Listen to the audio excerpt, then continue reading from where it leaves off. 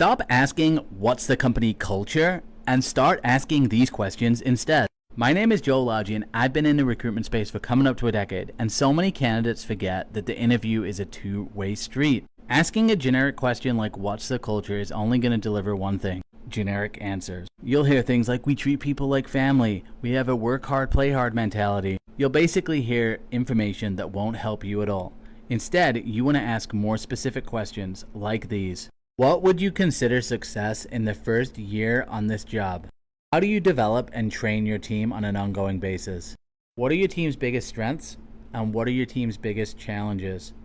How is the team's feedback process structured? Can you share a recent example of a team member that wasn't performing and how you helped them through this process?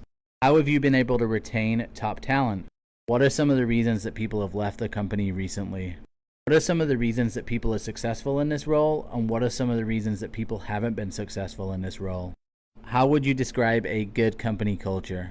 How do you demonstrate your company's values in daily work?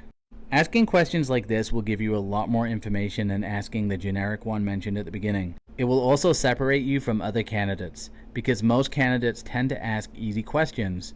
Some of these questions might make you feel a little bit uncomfortable, but it's going to help you make a good decision on whether or not the company is actually a fit for you. Yes, the job market is really tough right now, but the last thing you want to do is have a short stint. So you want to ask the right questions so you can make the right decision. Remember, the interview is a two-way street.